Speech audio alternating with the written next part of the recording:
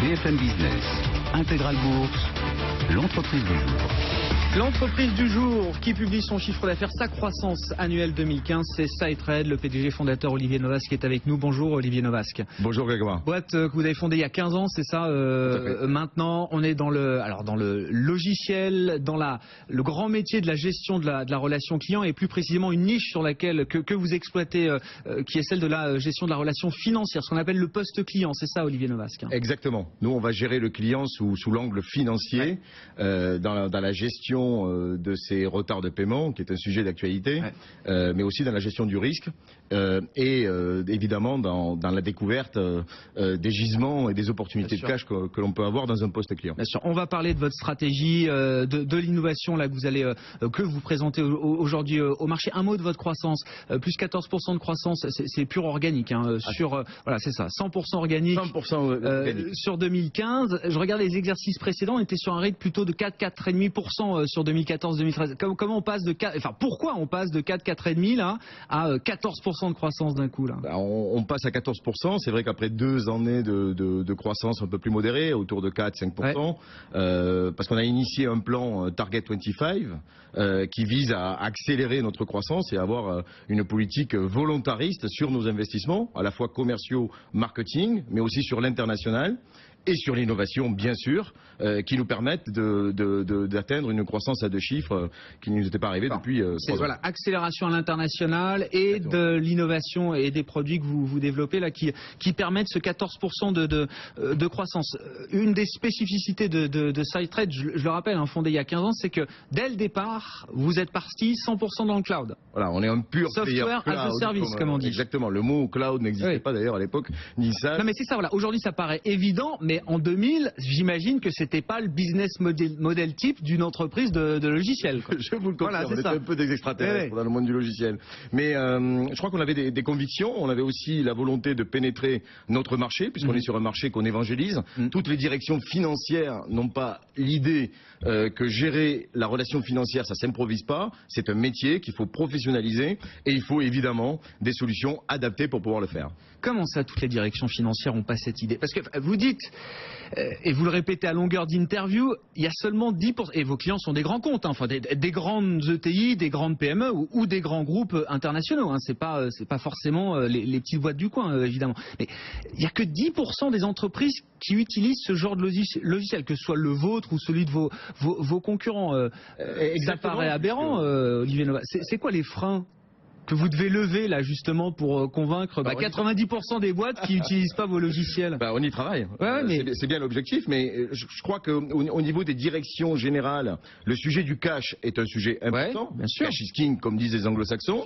Pour autant, ça devient très rapidement un sujet opérationnel qui n'est pas dans les spotlights des directions générales, et notre travail, c'est justement d'évangéliser et d'expliquer que c'est pas une fatalité de se faire payer en retard, c'est pas une fatalité que d'avoir des impayés et de pouvoir gérer son cycle client de manière très fluide depuis la prise de commande jusqu'à l'encaissement des fonds. Et bien souvent, on utilise dans les sociétés des solutions détournées, voire des tableurs, pour ne citer personne, qui finalement sont des solutions de contournement pour gérer un problème qui est pourtant crucial dans toutes les organisations. On gagne combien de jours avec SideTrade là? En moyenne, on peut gagner jusqu'à 6 jours de DSO. Ensuite, les contextes et les entreprises et les organisations sont différentes. Alors, la grande innovation que vous présentez, c'est l'alliance de votre logiciel, de la plateforme SideTrade et du big data, parce que en 15 ans de travail, vous avez collecté un nombre de données incroyable sur des millions d'entreprise dans le monde, j'imagine. Exactement. Si on prend ne serait-ce que les 3 dernières années, on a collecté à peu près 140 millions d'expériences de paiement en inter-entreprise, puisqu'on est dans le B2B, encore une fois, je le précise, ce qui représente un flux de 300 milliards d'euros. Ce qui fait que, évidemment, de manière anonyme, on est capable aujourd'hui, avec l'apport des technologies Big Data, avec l'apport de la Data Science, de pouvoir imaginer et concevoir des modèles prédictifs de paiement avant même de travailler avec une entreprise. De savoir si cette entreprise va vous payer en retard, déjà, et quel est le meilleur délai que vous pouvez négocier avec cette entreprise, de pouvoir se benchmarker, si vous préférez. Un système de scoring. Alors, qui existe aujourd'hui, mais fondé sur l'expérience passée qu'on a avec une entreprise déjà cliente ou avec laquelle on travaille déjà, c'est ça? Non, c'est un système de scoring sur des débiteurs qui travaillent avec des milliers de clients chez SideTrade, ce qui permet d'avoir et de consolider de manière anonyme des expériences de paiement sur chacune des entreprises. Ça veut dire que demain, sur n'importe quelle entreprise en Europe, on sera capable de vous dire de manière prédictive à combien cette entreprise va vous payer et qu'est-ce que vos commerciaux peuvent négocier en matière de délai de paiement. Et ça, c'est un produit qui répond à une vraie demande de vos clients, là? C'est un produit qui répond à une souplesse, à une capacité de prévoir ce que le cash flow de mon entreprise va être dans les 3, dans les 6 mois ou dans les 9 mois à venir, en fonction de mes performances, mais aussi en fonction de la manière dont un débiteur paye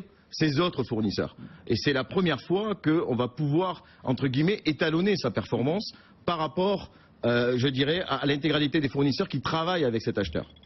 Alors ça s'appelle SideTrade Payment Intelligence, c'est déjà déployé, ça se déploie quand ça? Donc c'est une solution qu'on lancera au courant second semestre de cette année, d'accord, mais qui va aller plus loin de juste donner un score, ce qui serait déjà incroyablement disruptif de pouvoir donner un score prédictif de paiement avant de travailler avec une entreprise, mais qui va pouvoir, en fonction de votre portefeuille client et de l'analyse qu'on va faire de vos comptes clients, de pouvoir monitorer cette performance financière dans le futur.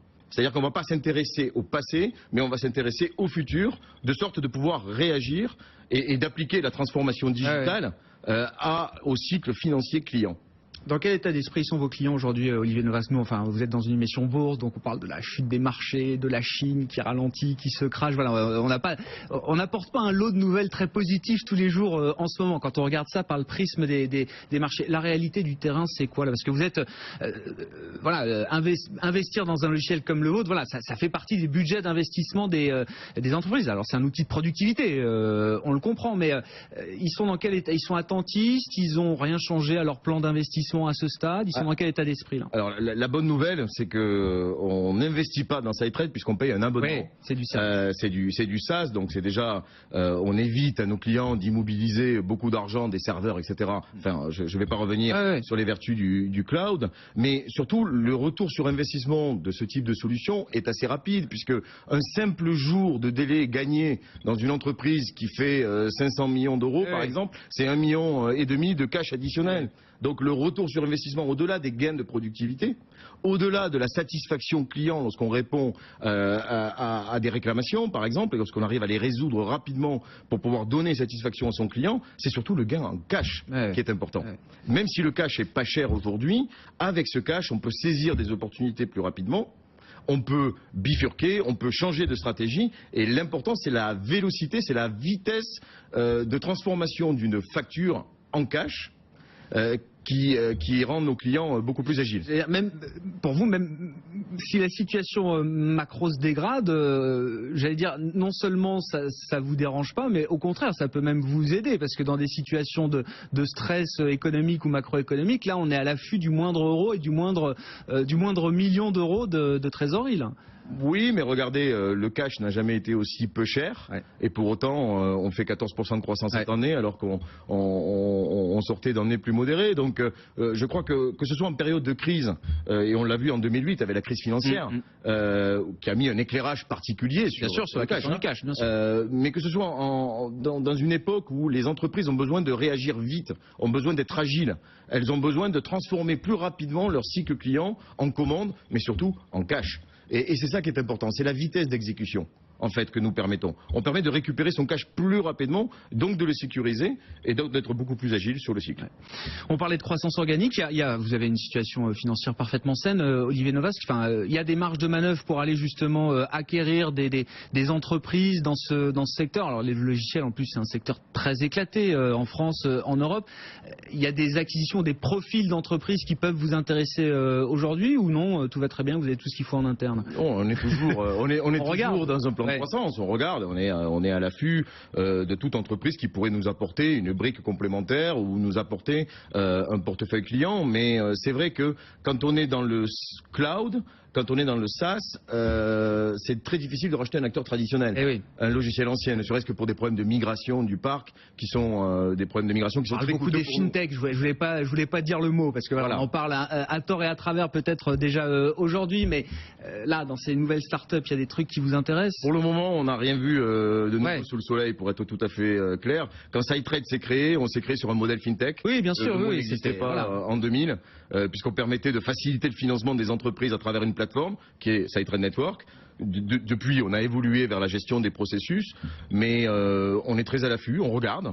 Effectivement, tout ce qui peut améliorer la performance financière d'une entreprise, et surtout de manière prédictive, pas uniquement au niveau process, mais au niveau prédiction, au niveau big data, évidemment, ce sont des entreprises qui nous intéressent. Merci beaucoup Olivier Novasque d'être venu nous voir avec cette croissance de 14% donc du chiffre d'affaires de SideTrade pour l'exercice 2015. Le titre SideTrade, bon voilà, alors c'est vrai qu'il n'y a pas beaucoup de liquidité quand même sur le titre, en tout cas il n'y a pas beaucoup de volume, hein. C'est un titre qui est assez peu traité, on peut le dire Olivier Novasque. On a des valeurs sur Internext, les small et mid cap sur le marché. Bon, pour autant, on a à peu près 25 à 30% du capital qui change de main tous les ans. Ah oui, c'est ça. Donc on a un marché de bloc qui est assez actif. Je vous dis, on a une rotation d'à peu près 30% du capital tous les ans. Titre SideTrade autour de 27 €, 27,68 € précisément. Merci encore Olivier Novasque. Bientôt 16h30, dernière heure de cotation en Europe avec des marchés en léger retrait. Moins 0,3% pour le CAC 40 actuellement.